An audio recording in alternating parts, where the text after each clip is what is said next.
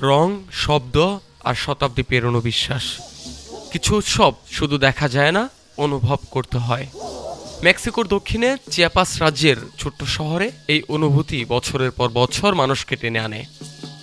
এটা চিয়াপা দে কোর্জো, যেখানে জানুয়ারি উৎসব মানেই প্রাচিক্স, একটি শতাব্দী প্রাচীন লুকোচ ঐতিহ্য যা নাচের মাধ্যমে শ্রদ্ধা জানায় স্থানীয় সাধুদের।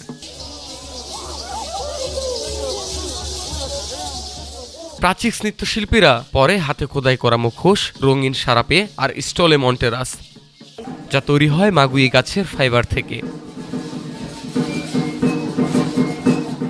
এই নাচ কেবল বিনোদন নয়, এটা বিশ্বাস, সমাজ ও স্মৃতির এক জীবন্ত প্রকাশ।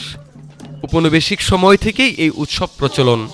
কথিত আছে এক স্প্যানিশ নারীর অসুস্থ সন্তানের জন্য এই নাচই ছিল আনন্দ আর প্রার্থনার ভাষা।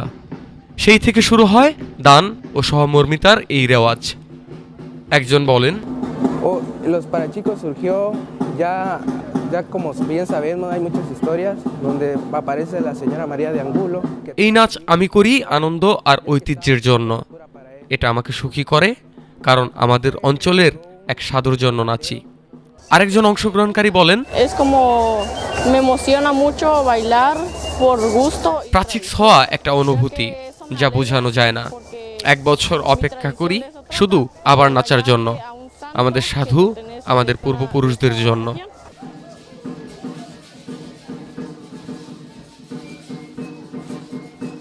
এই উৎসব শুরু হয় পৃষ্ঠপোষকদের বাড়ি থেকে। সেখান থেকে নৃত্যশিল্পীরা শহরে গির্জা আর উপাসনালয়ে যায়। 9 দিন ব্যাপী এই উৎসব চলে 15 থেকে 23 জানুয়ারি পর্যন্ত।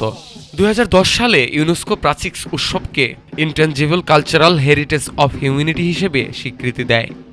সময় বদলায়, প্রজন্ম বদলায়, কিন্তু কিছু নাচ থেমে থাকে না। সাইপা দে কোর্জোতে প্রাচিক্স শুধু নাচে নয়, ওরা ইতিহাসকে হাঁটিয়ে নেয় শহরের প্রতিটি রাস্তায়। এটা শুধু উৎসব নয়, এটা স্মৃতি, বিশ্বাস আর মানুষের গল্প। News desk, Dhaka today.